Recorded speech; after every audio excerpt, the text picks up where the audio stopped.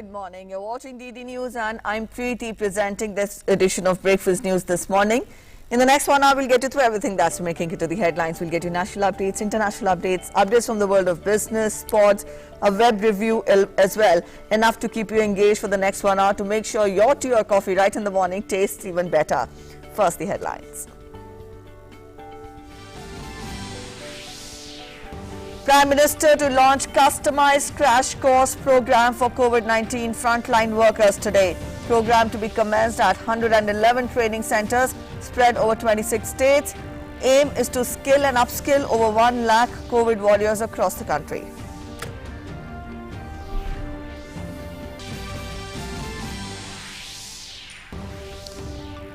Union Home Ministry operationalizes National Helpline 155260 and reporting platform for preventing financial loss due to cyber fraud.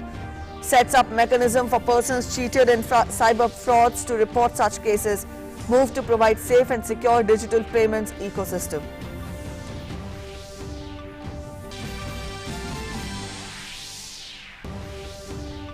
Central government amends the Cable Television Network Rules 1994, provides a statutory mechanism to redress citizens' grievances of television broadcast. Self-regulatory bodies also to be recognized under the rules.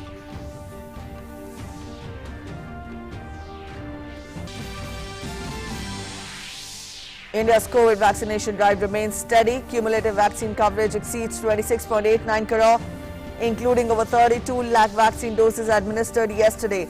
More than 5 crore vaccine doses administered in the age group of 18 to 44 years so far.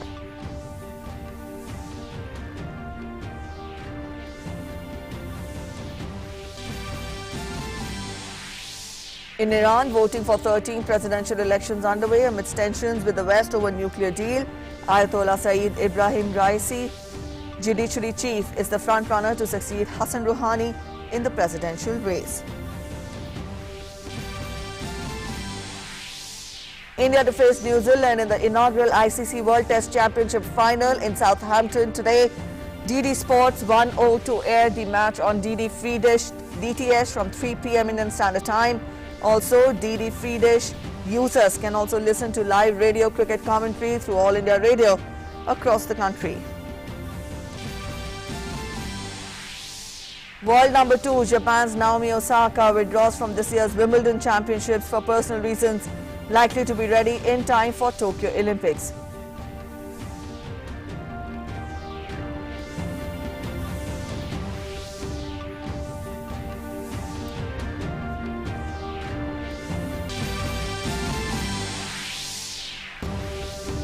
And at Euro 2020, Belgium and Netherlands seal last 16 spots.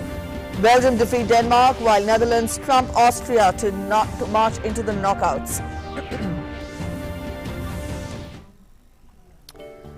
Let's get to the news in detail now. We begin with the national headlines first. Prime Minister Narendra Modi will launch a crash course program today for COVID-19 frontline workers across 111 training centers in 26 states. The program aims to skill and upskill over 1 lakh COVID warriors across the country. The training will be imparted to them in customized job roles like home care support, medical equipment support and more. We get to this report. During the COVID-19 pandemic, a great need was felt for trained personnel supporting doctors and nurses.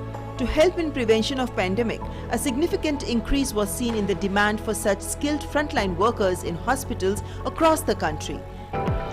हमारे doctors, हमारे health workers के इतने बड़ी परिश्रम से ही इस दबाव को संभालना संभव हुआ है.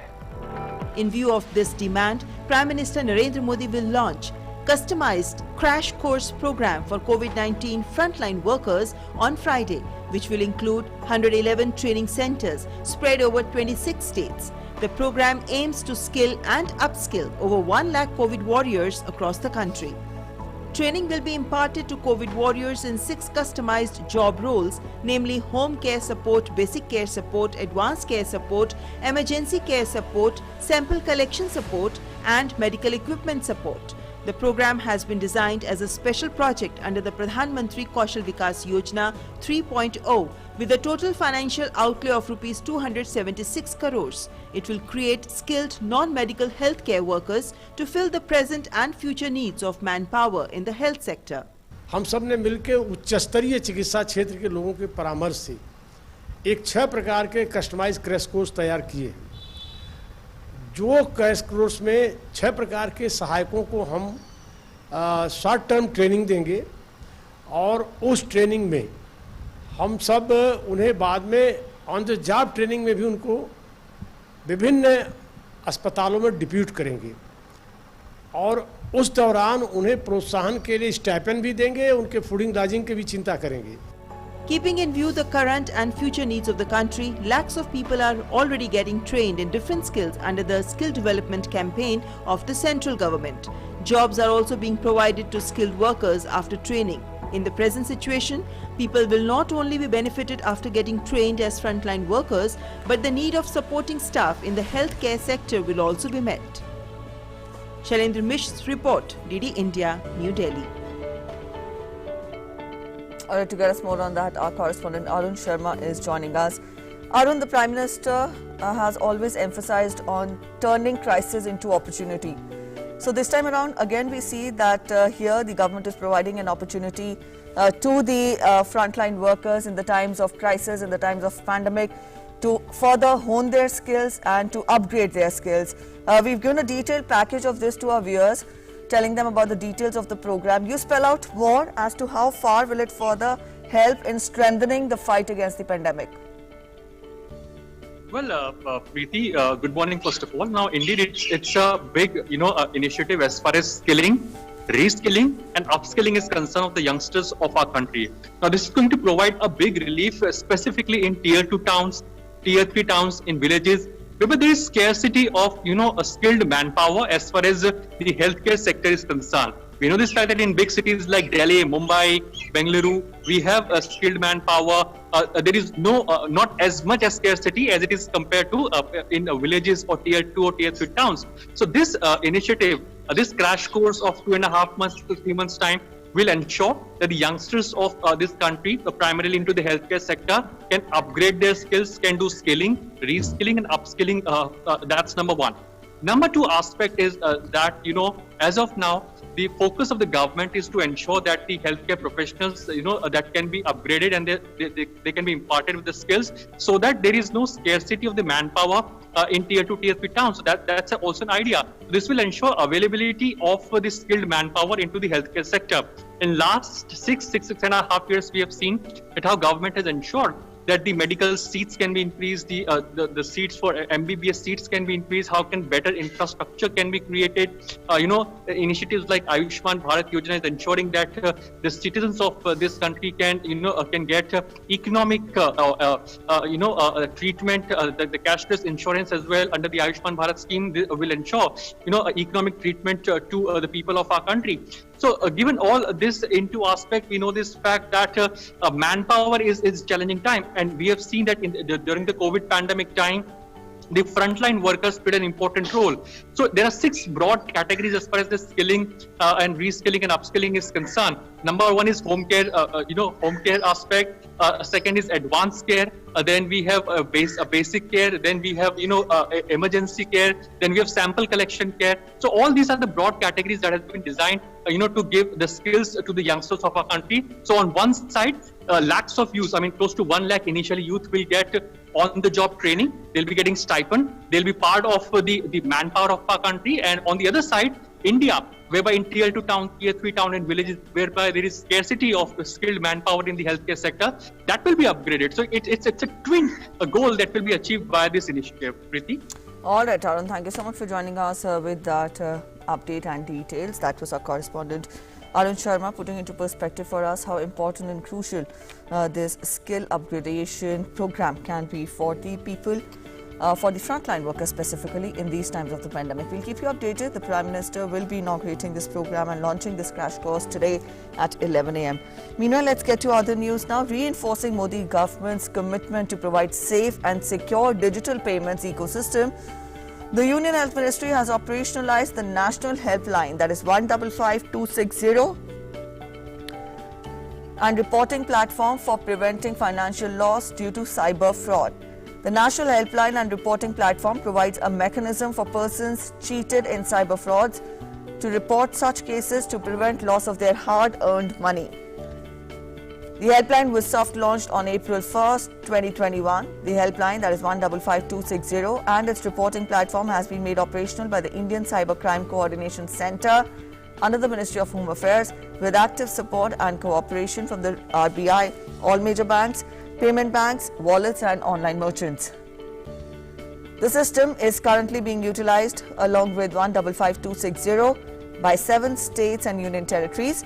Rollout in other states for pan-national coverage is underway to prevent the flow of money siphoned off by the fraudsters. Since its soft launch, in a short span of 2 months, Helpline 155260 has been able to save more than 1.85 crore rupees of defrauded money from reaching the hands of fraudsters. The facility empowers both the banks and the police by leveraging new-age technologies for sharing online fraud-related information and also taking action in almost real time. The loss of defrauded money in online cheating cases can be stopped by chasing the money trail and also stopping its further flow before it is taken out of the digital ecosystem by the fraudster.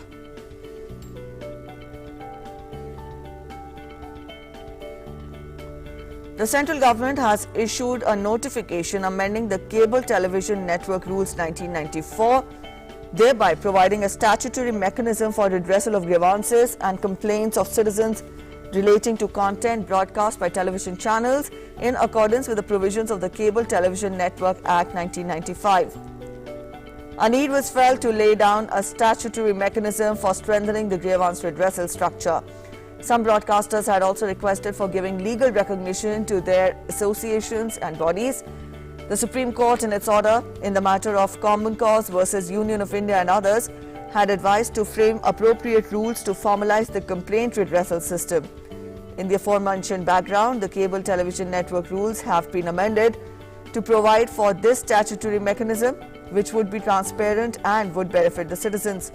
At the same time, self-regulating bodies of broadcasters would be registered with the central government. At present, there are over 900 television channels which have been granted permission by the Ministry of Information and Broadcasting, all of which are required to comply with the program and the advertising code laid down under the Cable Television Network rules. The notification paves the way for a strong institutional system for redressing grievances while placing accountability and responsibility on the broadcasters and their self-regulating bodies.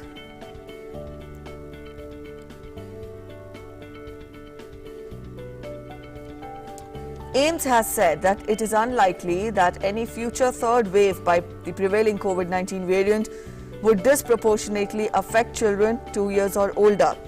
AIIMS study findings suggest that COVID seropositivity rate among children was high and were comparable to the adult population. Hence, it is unlikely that any future third wave by prevailing COVID-19 variant would disproportionately affect children 2 years or older. The data collection period was from 15th March this year to 10th June. Also, total available data was of 4,509 participants, out of which less than 18 years were 700 and above 18 years were 3,809 participants. The seroprevalence was 55.7% in less than 18 years age group and 63.5% in the above 18 years group. The nationwide COVID vaccination drive remains steady. The cumulative number of COVID-19 vaccine doses administered in the country has reached more than 26.89 crore. A total of 26 crore 89 lakh 60,399 vaccine doses have been administered across the country so far. 32 lakh 59,003 vaccine doses have been given in the last 24 hours. More than 5 crore vaccine doses were administered in the age group of 18 to 44 years across the country so far.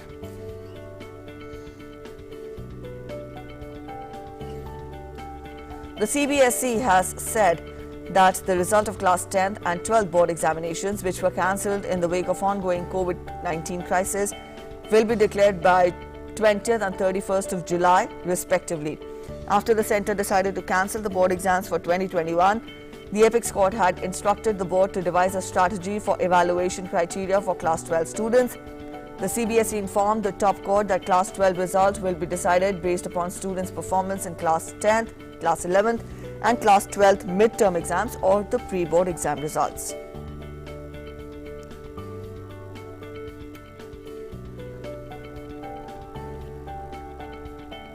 According to the 30-30-40 assessment formula, 30% of students' marks in the best of 3 subjects in Class 10th, 30% of final theory exams in Class 11th, and 40% of marks based on unit test, midterm or pre-board exams in Class 12th would be considered. The schools will have to provide Class 12 practical marks to the CBSE. The Apex Court asked the schools to compile the internal assessment marks of theory papers and marks of practical subjects and also submit it to the board by 28th of June. Now, according to the CBSE, those students who are not satisfied with the present assessment formula can improve upon their marks by appearing in the physical examinations, which would be held as soon as the pandemic situation normalizes. The board informed that it would release the assessment mark sheets by 31st of July.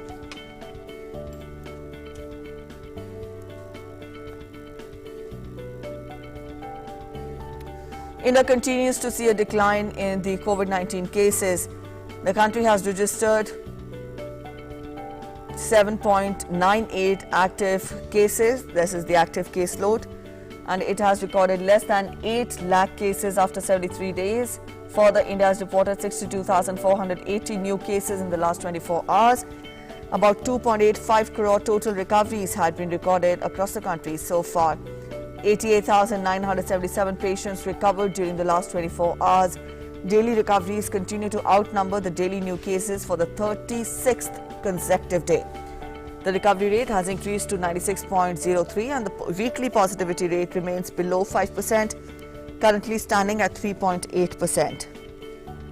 The daily positivity rate at 3.24%, less than 5% for 11 consecutive days, and the testing capacity has substantially ramped up, with 38.71 crore tests being conducted so far. Coming to the vaccination drive in the country, 26.89 crore vaccine doses have been administered so far under the nationwide vaccination drive.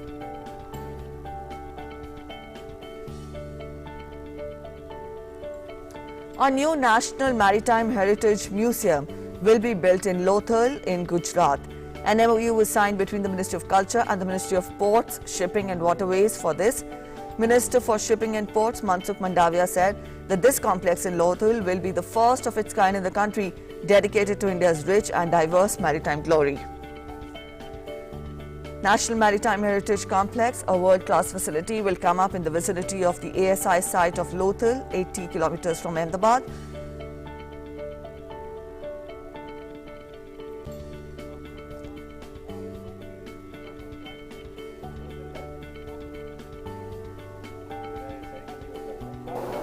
Gujarat में लोथल के site पर एक national heritage complex बन रहा है। ये national heritage complex में जो ऐसी चीज़ें हैं जिसको वहाँ लाना है, कई चीज़ ऐसी है जिसको प्रिजर्व करना है, या तो जो इंडस सिविलाइजेशन के समय की जो चीज़ वस्तुएं जहाँ पड़ी हुई है वहाँ से वहाँ लाना, उसको वहाँ रखना, उसको वहाँ प्रिजर्व करना, उसको कैसे रखना, ये सारी स्थिति के लिए मार्गदर्शन मिले। लोथल एक प्रयोग है जहाँ पर हम अपनी ऐतिहासिकता का, अपनी पुरातात्विक ताकत का हम प्रदर्शन करने के लिए सम्मिलित रूप से इकट्ठे हैं। लेकिन और भी कोस्टल एरियाज है जहाँ पर हमको मिलकर काम करना होगा, चाहे वो पर्यटन के क्षेत्र हो या अन्य कोई क्षेत्र हो। ये जिम्मेदारी जो संस्कृति मंत्रालय की है, एक नॉलेज पार्टनर की तरह और एक ऐसे सहयोगी की तरह कि कितनी भी मूल्यवान वस्तु क्यों ना हो, हम टाइम के गैप को कम करने में आपकी मदद करेंगे। It has been more than a year that the Indian and Chinese PLA engaged in a standoff at the LAC in Ladakh. Since then, there has been a massive mobilization by the Indian Army and rapid development of infrastructure. Nandita Dagar reports. 1 year since Galwan, and India and China have both dug in their heels, and despite the disengagement at Pangong Tso, the standoff at 4 friction points of Depsang, Gogra, Hot Springs and Demchok continues. Building better road connectivity for quick mobilization of troops and equipment are some of the key areas that the Indian Army has focused on to be prepared to face Chinese belligerence in Ladakh again. The big challenge for the Indian Army was to ensure a smooth deployment of the enhanced numbers through winter. Within the last 11 months, military engineers have created accommodation and facilities for the troops that were planned to have been built in the next 5 years. जो projects बने हैं, इसमें जैसा मैंने कहा विकास तो होगा ही, लेकिन सुरक्षा की दृष्टि से भी इन सड़कों का एक बहुत बड़ा महत्व है। भारत का जहां तक प्रश्न है, इसमें कहीं दो मत नहीं है। हम तो शांति के पुजारी हैं, हम तो शांति चाहते हैं।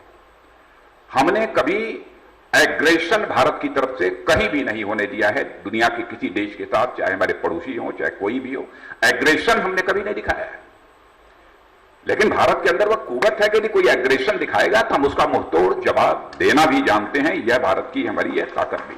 The accommodation for troops built to withstand the severe cold and wind chill factor includes fast erectable modular shelters. The state-of-the-art habitat have integrated arrangements for electricity, water, heating facilities, health and hygiene.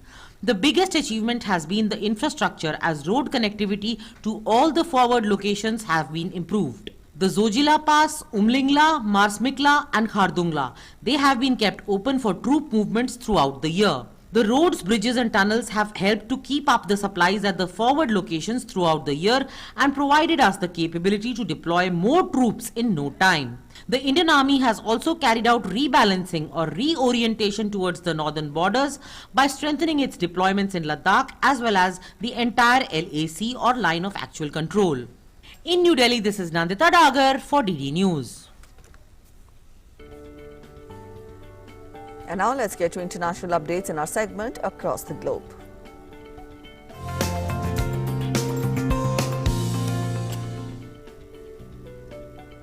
In Iran, voting began for presidential election today. More than 72,000 polling stations have been installed across the country. According to the official statistics, out of over 59 million Iranians who are eligible to vote in this presidential election, over 1.3 million Iranians will be voting for the first time. Voting would be electronic in 24 provincial capitals where no paper ballots or usual ballot boxes would be used. Iran's supreme leader Ayatollah Ali Khamenei also cast his vote in the presidential election. Hardline Judiciary Chief Ibrahim Raisi and moderate former central bank governor Abdul Nasser Hemati are the main contenders after the hardline Guardian Council disqualified several prominent candidates from running and also others quit. Iran's supreme leader Ayatollah Ali Khamenei has appealed to people to participate in the election. In a series of tweets, the leader said, and I quote him, "Election day is the day of Iranian nation. It is the people who are determining the country's future for coming years by voting. Anything the Iranian nation does today will build their future and determine their destiny for years to come. No one should say that their vote isn't effective. Every single vote is definitely important. I believe that you should participate with a pure, divine intention." The U.S. House of Representatives has backed the repeal of 2002 authorization for the use of military force that allowed the war in Iraq, as lawmakers work to pull back the authority to declare war from the White House. The House voted 268 to 161 in favor of repealing the authorization.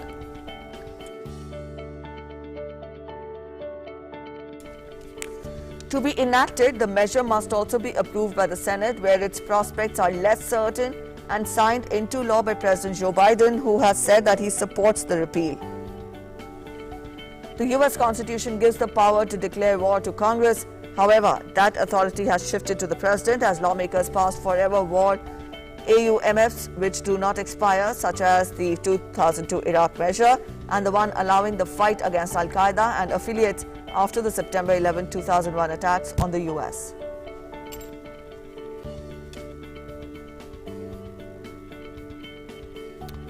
Kenneth Kaunda, Zambia's first president and one of the last of the generation of African leaders who fought colonialism, passed away at the age of 97. He was admitted to a military hospital in the capital, Lusaka, on Monday, suffering from pneumonia.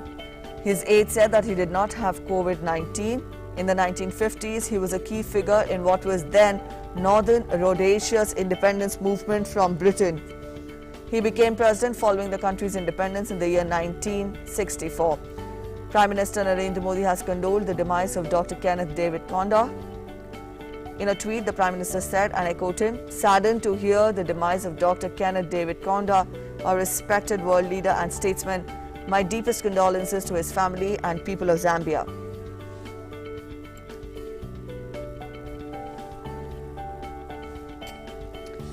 A quick look at the global update on the COVID-19 situation across the world. The virus has infected more than 17.82 crore people worldwide, while the number of recoveries stands above 16.26 crore. So far, it has claimed more than 38.57 lakh lives globally. The US continues to remain worst affected from COVID-19, with number of cases crossing 3.43 crore. The country has crossed the grim milestone of over 6 lakh fatalities. The number now stands above 6,16,000.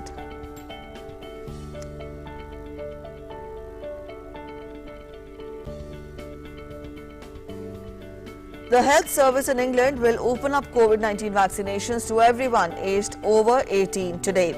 Now, this is a big step towards the government's target of giving every adult who wants a vaccine a first shot in the next month. Head of the NHS England, Simon Stevens, said that if they continue on the course, they will be able to offer a vaccine to every adult by July 19th. Prime Minister Boris Johnson on Monday pushed back the full reopening of England from lockdown until July 19th because of a rise in cases, but also accelerated his vaccination plans, pledging to give every adult a first dose by the same date. Britain has given a first dose of the vaccine to more than 42 million people, almost 80% of the adults, while well over a half have received both shots.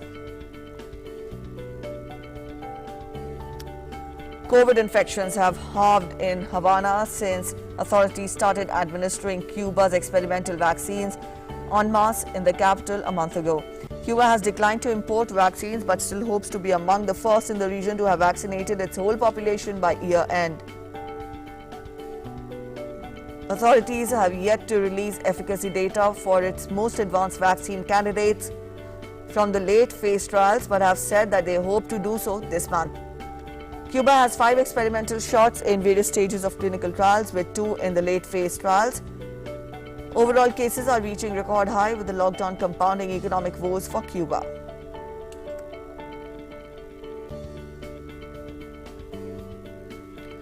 COVID-19 situation in Bangladesh continues to be worrying as it reported the highest number of deaths in a single day since May 3rd. The death toll in Bangladesh due to COVID has gone up to 13,345, while the total number of infections now stands at 8.41 lakh. Earlier on Wednesday, Bangladesh announced extension of COVID-related restrictions till July 15th in order to slow down the spread of the virus in the country. Meanwhile, Bangladesh Principal Secretary Dr. Ahmad Kaikos has said that the vaccination drive is expected to resume in July as the government is making efforts to procure the vaccine from various sources.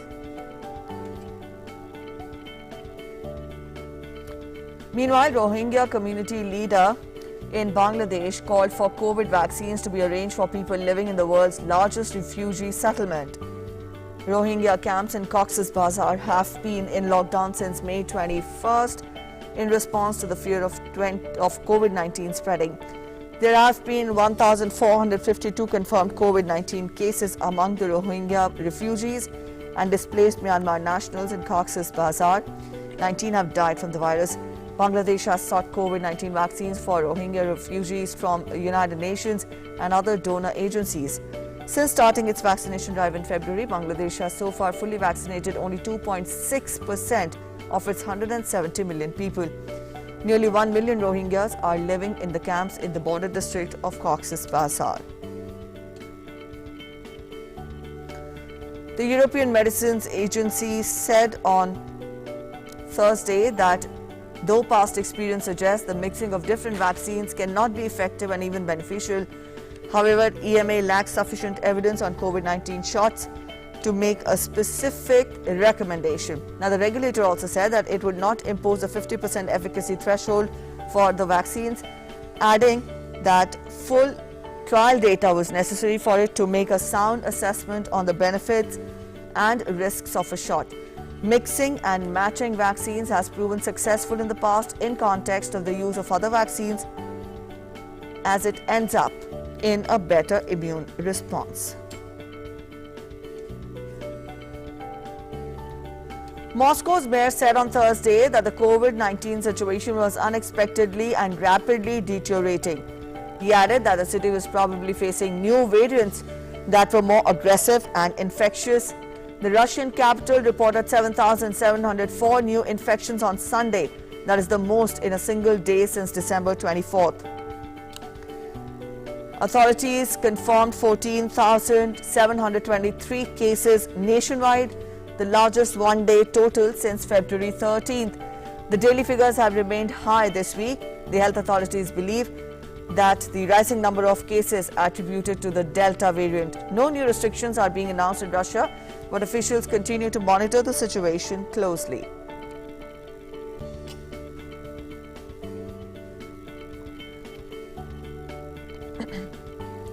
Senior centers in New York City welcomed back the city's elderly for indoor activities after being closed for more than a year. Now, these centers are a lifeline for many senior citizens who rely on them for food, companionship and recreation. When the pandemic shut them down last spring, along with most other activities, some older New Yorkers found themselves alone and confined to their homes.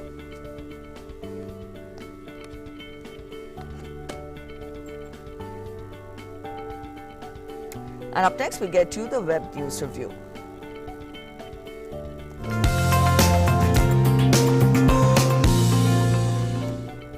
And to get us the Web News Review today, Nancy is joining us. Nancy, good morning. Let us know what all headlines have you picked up for us from the social media platforms? Right, absolutely. Good morning, Preeti. And in fact, just to give our viewers a sense of what really the web is really full of the news. The first news that I've picked up is the Raksha Mantri. They're speaking and in fact saying will give a befitting reply to any external aggression. And in fact, this was, as the Raksha Mantri says, that India had never invaded any country but would give a befitting reply to any external aggression. In fact, this was during dedicating the 20-kilometer Kivin Potin and other BRO roads. Raksha Mantri, in fact, once again said that the attention that has been given to the Northeast by the central government, the clear focus of this government, the Modi government, had been on developing the region with special focus on all the forms of communications. Important statements that came in by the Raksha Mantri yesterday. All right, moving on now to news from the Times of India. The CBSE Class 12 results to be based on the marks of classes 10, 11 and 12 pre-boards. So this is, even as the Central has informed the Supreme Court that the Central Board of Secondary Education will adopt a 30:30:40 formula for the evaluation of the marks of class 12 students based on the results of class 10, 11 and 12. So this is the formula that has been worked on as far as evaluating these results. In fact, the Centre also said that these results will be prepared on the basis of students' performance in the finals of classes 10 and 11 exams and class 12 pre-board examinations. And moving on now, government extends validity of motor vehicle documents till 30th September. In fact, the motor vehicle documents like the driving license, the registration certificate, that's the RC, and all the permits have in fact been extended up till 30th September. This is in fact, of course, in view of the ongoing COVID-19 pandemic. The Ministry of Road Transport and Highways has said it has advised the enforcement authorities that the validity of fitness, permit also of all the types, license, registration or any other concerned documents may be treated to be valid till 30th September this year. And moving on now to this news from the world of sports. Well, Rafael Nadal has opted out of Wimbledon and Tokyo Olympics to prolong career. This is the 20-time Grand Slam winner. Remember, Rafael Nadal deciding not to participate in the upcoming Wimbledon Championship that's starting on 28th of June. And also the Tokyo Olympics, which is set to begin from 23rd July. In fact, he's made this announcement on Twitter. He said, I quote, I have decided not to participate at this year's championships at Wimbledon and the Olympic Games in Tokyo. It's never an easy decision to take, but after listening to my body and discussing it with my team, I understand that this is the right decision that has been taken by the two-time Wimbledon winner. Well, that's all the news I have for our viewers, Preeti, this morning from the web. It's back to you for the rest of the news and development. All right, Nancy, thank you so much for joining us with that web review this morning. And after that, let's turn focus to sports in our segment, Sports Track.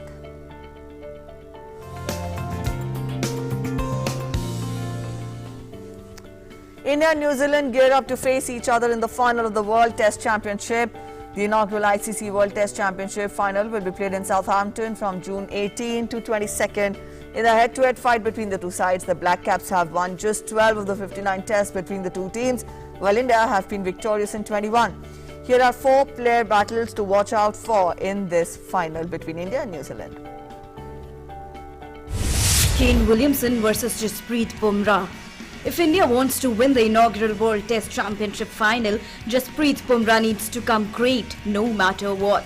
Jasprit Bumrah has been in and out of India's test side as of late for different reasons. Subsequent to missing the test series against England on home soil, Bumrah would plan to make a solid rebound in whites as India gear up to confront New Zealand. He didn't have the best of outings against Australia. Nonetheless, he can in any case cause inconvenience to anybody on a given day thinking about his sheer spread. Kane Williamson is presently the top-ranked batsman in the ICC men's test rankings, while Jasprit Bumrah is the highest-ranked Indian pacer.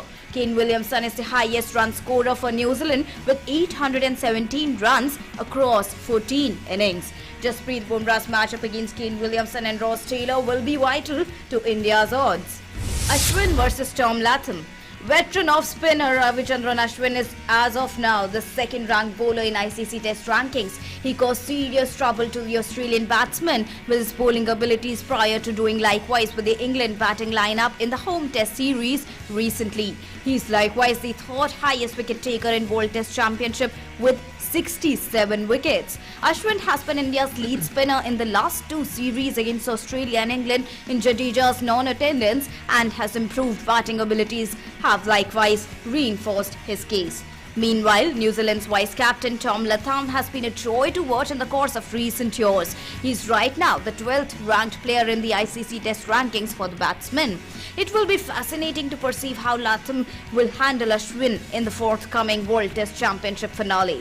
Rohit Sharma versus Trent Bolt. Veteran opening batsman Rohit Sharma is the second highest run scorer for India and 6th overall in the World Test Championship with 1,030 runs.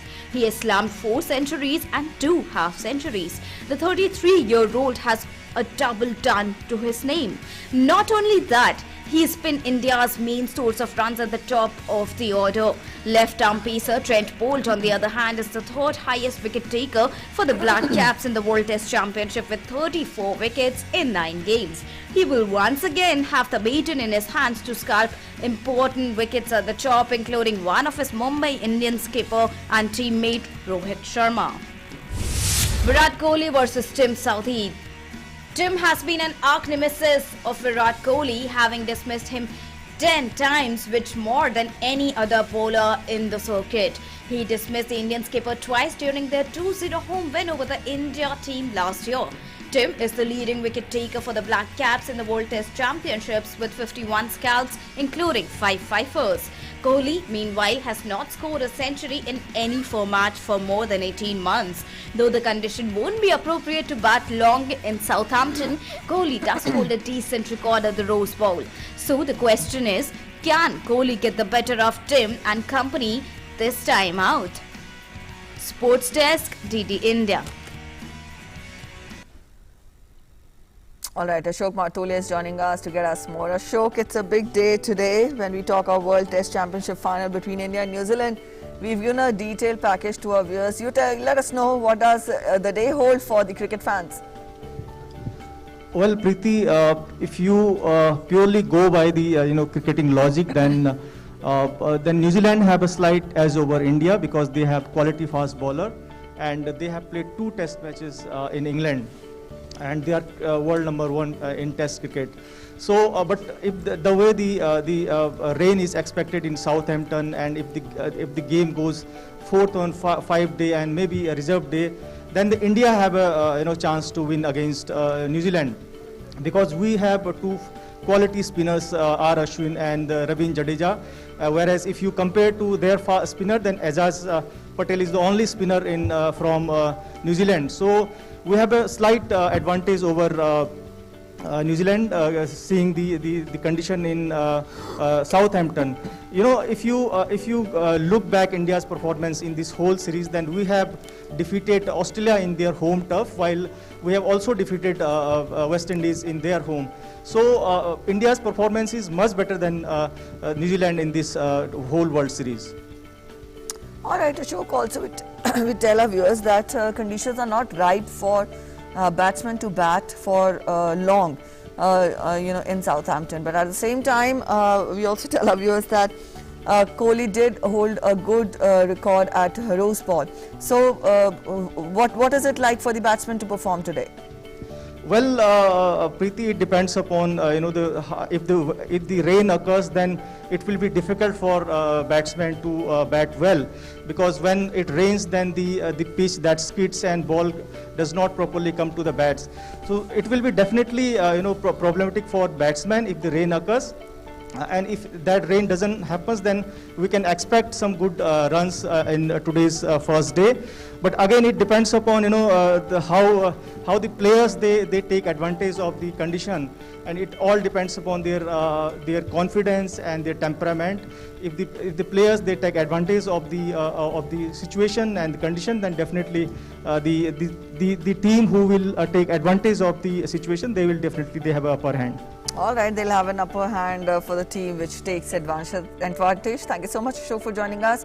We will keep coming back to you once the test begins. Up next, let's get you a look at the Olympic profiles which we're running for you every day. Apurvi Chandela will be one of India's medal hopefuls at the upcoming Tokyo Olympics in the women's 10 meters air rifle event.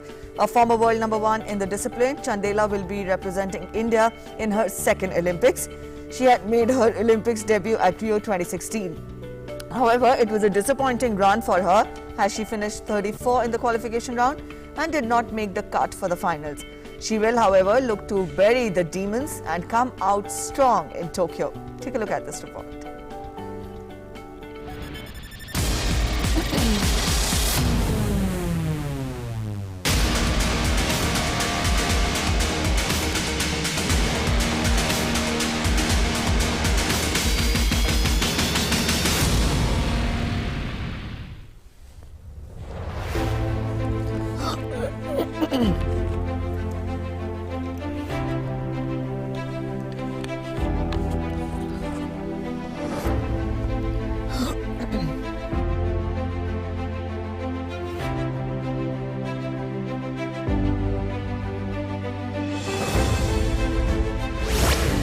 Apurvi Chandela was born on January 4th, 1993 in Jaipur. Her tryst with shooting started when she shot a perfect 10. First time she stepped into a shooting range, and the rest is history.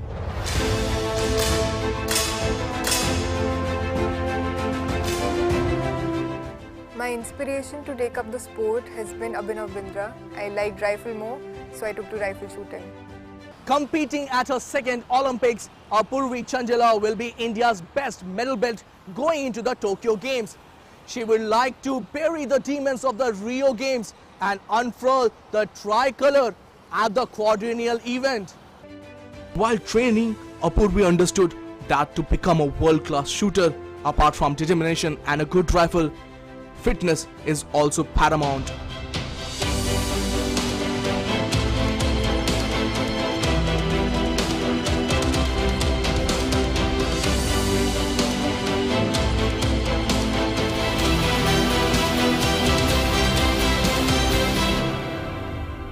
She started making waves after winning a gold medal at the National Shooting Championship in 2012, and she hits the bullseye and the gold at the 2014 Commonwealth Games. Apurvi and her coach were sure that she would be bringing the medal to the country in 2016 Olympics. But fate had different plans then. After not having a very successful run at the Rio Olympics, the most important thing that I've taken from there and learned is that highs and lows are a part and parcel of the game, and I think that has been probably the most difficult phase for me, and coming out of it has made me extremely strong, and I think that was extremely important at that time for me to learn.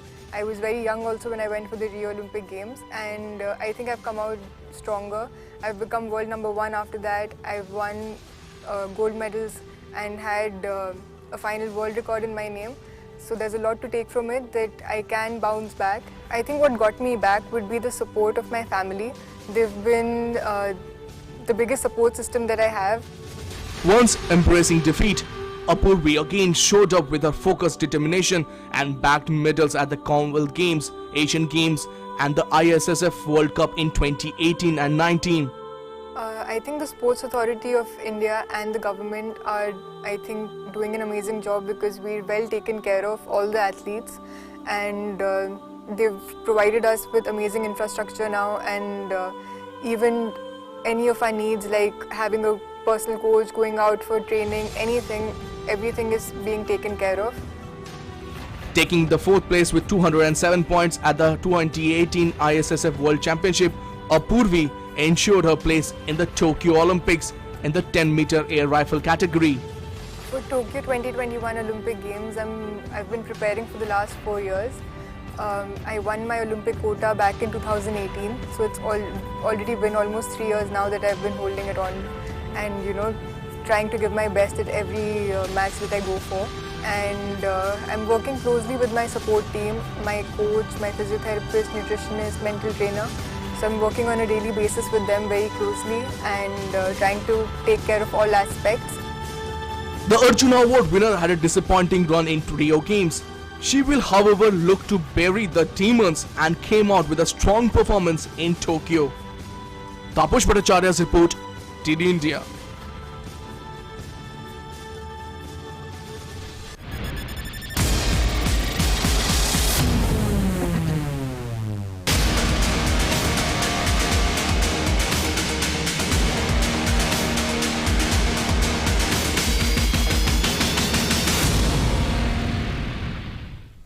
Women's tennis world #2 Naomi Osaka has withdrawn from Wimbledon Championship for personal reasons, but will be ready for the Tokyo Olympics. The 4-time Grand Slam champion has been in the spotlight since withdrawing from the French Open. Osaka is the second big-name withdrawal from Wimbledon after Rafael Nadal had said that he was withdrawing from the major as well as the Tokyo Olympics. In the Euro Cup 2020, Kevin De Bruyne scored the winner as Belgium beat Denmark 2-1 in Copenhagen to reach the knockout stage of Euro 2020, as fans and players at the Parken Stadium showed their support for Christian Eriksen. Yusuf Poulsen gave the host a second-minute lead, but De Bruyne came off the bench at half-time to make his first appearance of the tournament after injury and teed up Thorgan Hazard to equalize before drilling in a fine strike. Memphis Depay's early penalty set the Netherlands on the way to a 2-0 win over Austria in Amsterdam, their second straight victory at Euro 2020, securing qualification for the last 16.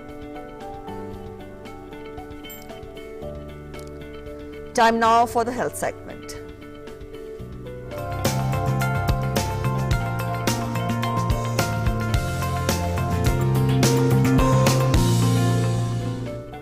Special emphasis has been given to yoga asanas in the illustrated book Yoga Sachitra, written by famous yoga expert Dharamveer Singh Mahida. The Directorate of Publications Division of Ministry of Information and Broadcasting has reprinted the revised edition of Yoga Sachitra after 26 years on the occasion of the 7th International Day of Yoga. Let's take a look.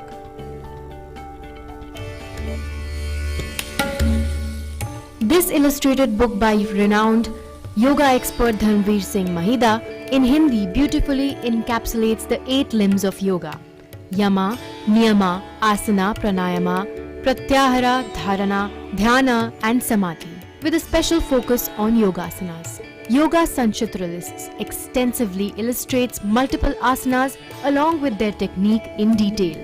Every step and nuance of individual asanas has been presented in the book in a way that it may prove to be useful for beginners and professionals alike. The book also provides weekly plans where the author suggests the type of asana for each day of the week and its practice duration.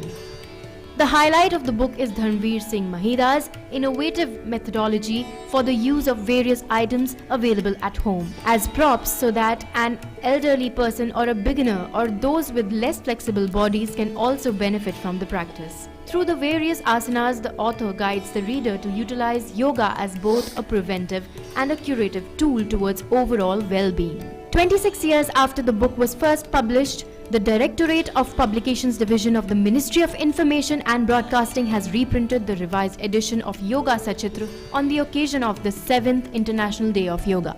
Bureau Report, DD India.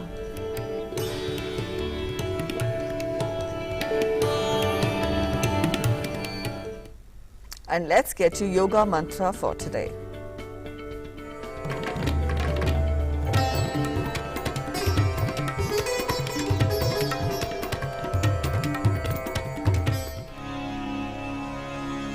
O mighty Arjun, mind is indeed very difficult to restrain, but by practice and detachment it can be controlled.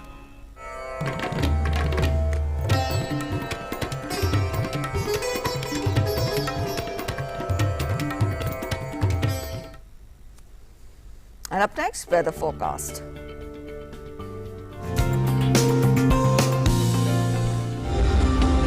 Large-scale atmospheric conditions are not favourable for further advance of monsoon into Rajasthan, remaining parts of Punjab, Haryana and Delhi.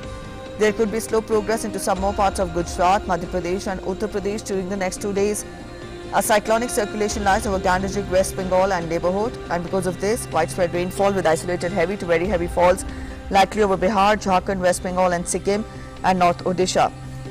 Also, a cyclonic circulation lies over East Uttar Pradesh and neighbourhood, and because of this, widespread rainfall with isolated heavy to very heavy falls are likely over East Uttar Pradesh. A western disturbance runs from North Jammu and Kashmir to Northeast Arabian Sea, and because of this, fairly widespread rainfall and isolated heavy to heavy falls are likely over Uttarakhand. And now, temperatures across major cities of the country.